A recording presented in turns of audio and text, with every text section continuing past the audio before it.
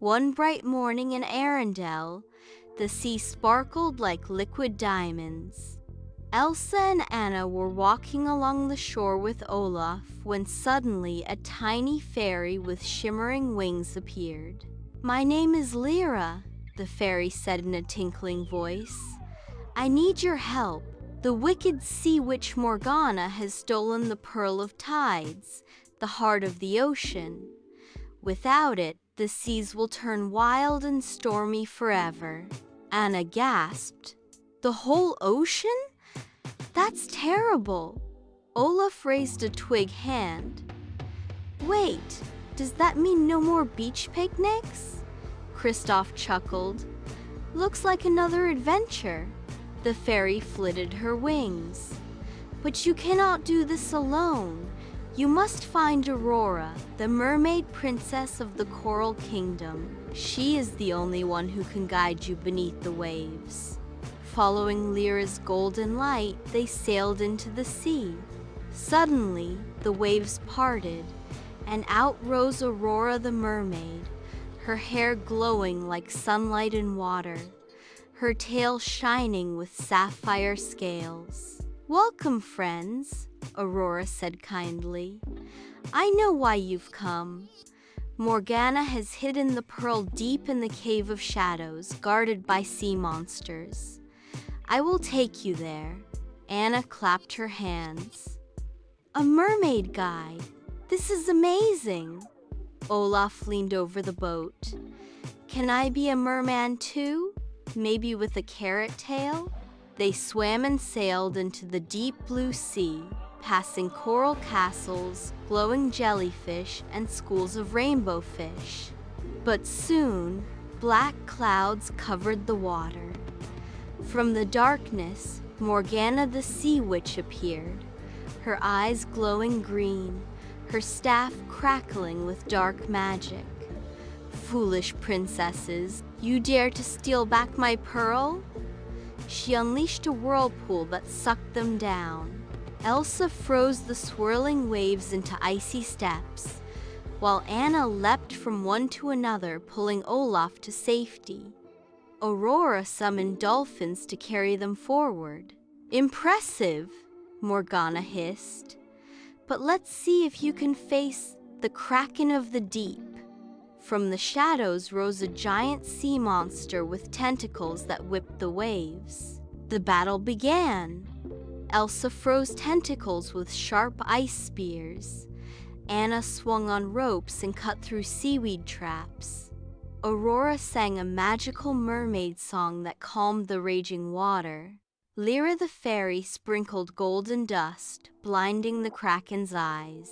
Finally, working together, Elsa and Aurora combined their powers, ice and ocean, forming a storm of frozen waves that shattered Morgana's staff. With a furious cry, the Sea Witch vanished into the depths. Aurora swam to the Cave of Shadows and placed the glowing Pearl of Tides back on its coral pedestal. The ocean instantly calmed, glowing with silver light. "Thank you, brave friends," Aurora said with a smile. "You saved both the land and the sea." Anna hugged Elsa. Another victory for teamwork. Olaf floated on his back. "I think I'm officially part fish now." Kristoff laughed. "Let's just stick to reindeer, Olaf." As the sun set, the waves sparkled, and the northern lights shimmered above the ocean, blessing their new friendship with the mermaid princess and the fairy. And so, Anna, Elsa, Olaf, Kristoff, Fairy Lyra, and Mermaid Aurora returned home, ready for more adventures to come. Once upon a time, in two faraway kingdoms, lived two kind-hearted princesses, Cinderella and Snow White. Though they had never met, both were known for their gentle nature and their love for helping others. One bright morning, Cinderella was in her palace garden singing to the birds, when suddenly a little bluebird brought her a shiny golden leaf. On the leaf were magical words.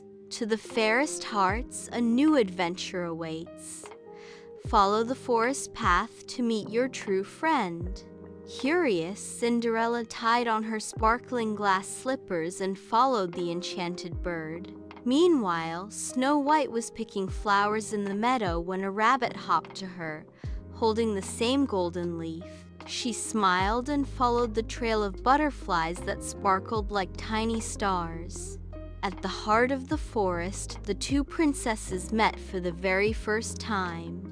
"Are you the one the forest wanted me to meet?" asked Snow White kindly. "Yes," said Cinderella with a curtsy. "I think we were meant to find each other." The princesses laughed and instantly became friends. But suddenly, a dark shadow swept through the trees. The wicked stepmother of Cinderella and the evil queen of Snow White had joined forces. They wanted to trap both princesses so they could rule the kingdoms alone. They cast a spell, locking the forest in darkness.